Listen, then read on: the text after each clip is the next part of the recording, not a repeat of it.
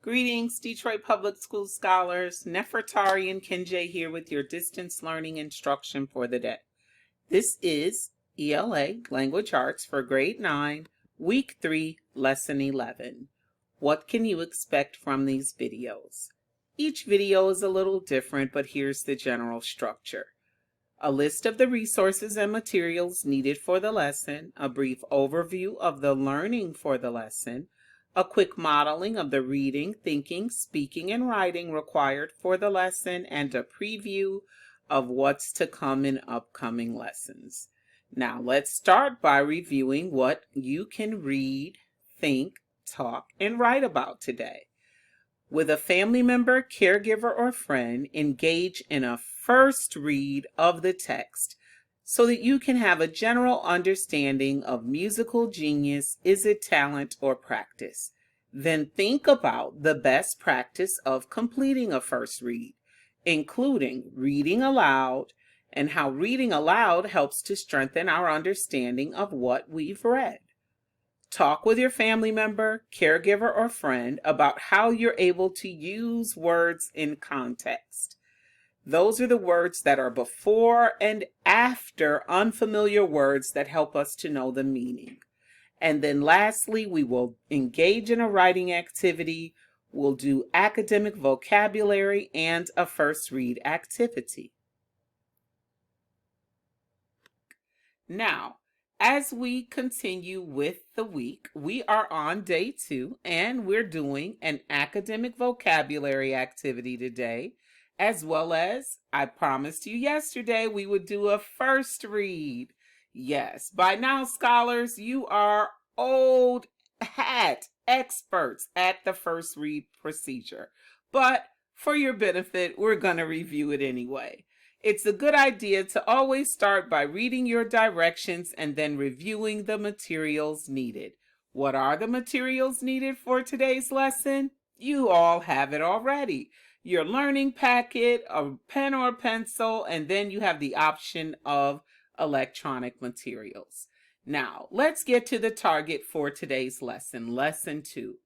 I can gain a general understanding of a complex text by applying the best practices of a first read routine. Well, there's some clues there, scholars. A first read routine is just that. It's a general understanding. We don't go deep. We just need to know the basic gist of the story we're reading for this week. Now, as we engage in the first read routine, let me remind you of what we're doing. Every time we read an article, a story, a play, a piece of prose, or even poetry, we should always apply this first read strategy. Notice, annotate, connect, and respond. We'll go into each of these steps a little bit deeper as we continue learning. Now, let's review the activities you can expect today. There are 2 activities. The first is academic vocabulary. Now, this allows you to revisit the concept vocabulary you ranked in yesterday's lesson and now determine better familiarity with each of those words. In other words, we'd like for you to use the context clues around those 5 words so that you are able to use each of those words in a sentence. And it's no longer concept vocabulary, but it's now academic vocabulary because you own those words. Once you define them, once you use them in a sentence, it becomes a part of your academic toolbox or your skill set. After we do this academic vocabulary activity, that's when we move into the first read guide. I'd also like to point out something that I rarely mention, but it's important to do this. There's always a closing step, students. That means that you should share your work with someone at home. I give these reminders at the end of the day, but I rarely tell you how important it is for you to interact with someone, calling someone, or sharing your work with someone at home. It helps you to internalize your lesson. And then there's a reminder to remember to read a book with a family member Even the reading activity should be done collaboratively with a caregiver or a friend for 20 minutes each day. Now, today's activity, I'm going to ask you to get the first read going by reading the text aloud. We always read aloud in the first read because hearing our own voice or that of someone else's helps you to understand it in a better way than just silently reading the words on paper. As you're reading aloud, think about the best practice of completing the first read steps. Let's review those steps now. When we notice, that's where you record new information. Anything that you've never known about before, you're learning about it for the first time, you put it in this box here. That's where you notice something. Step 2 is to annotate. That's this box at the top. Annotate we use in the ELA classroom all the time. It really means to take notes.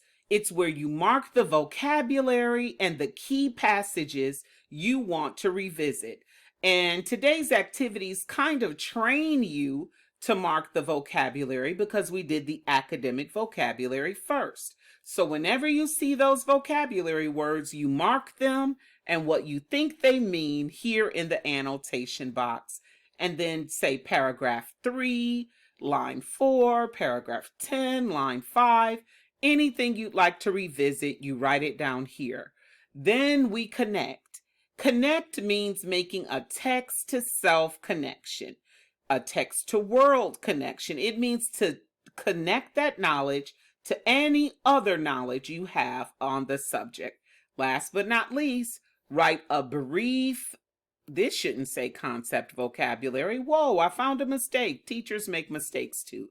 This should say respond because in this box, you respond by writing a brief summary of the selection.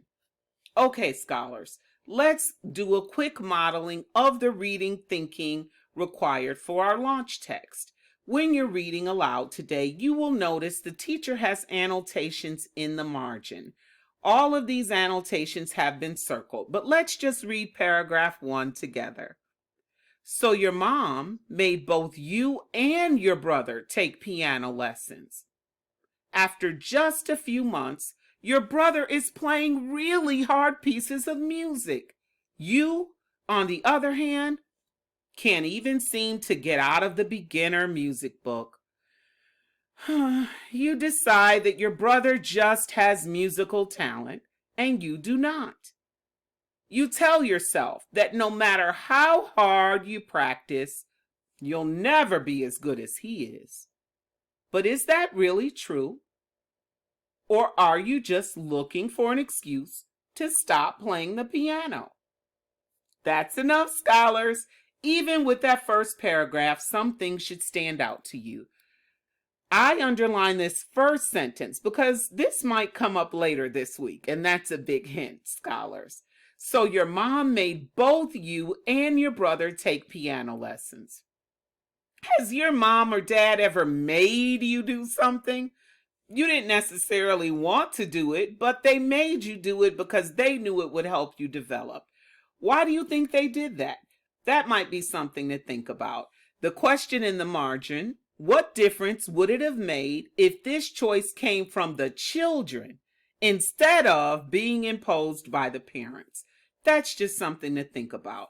The last thing we want to discuss in our modeling today is this sentence. You tell yourself that no matter how hard you practice, you'll never be any good at it. You'll never be as good as your brother is. How many times have we engaged in negative self-talk? This is a dangerous habit, but trust me, scholars, we've all done it. So this question says, does our own self-doubt limit the choices and our destiny? I think it does. Sometimes it's not other people and what they say, it's what we tell ourselves.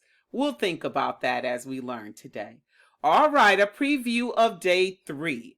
We've done the launch. We've done the first read. What do you think comes tomorrow on day 3, scholars? That's right, the close read.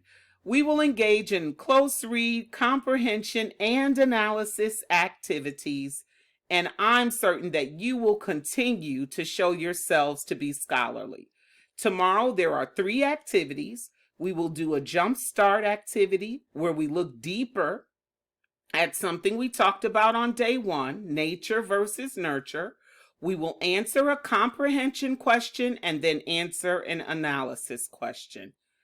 Now, as reminders, share the lesson as I told you earlier by interacting with someone. This enhances your learning. Always complete 20 minutes of reading and complete your reading log for the day, and then engage in the daily fluency exercise. Email your teacher for support if you have any questions at all. Thanks for your attention, scholars. Bye.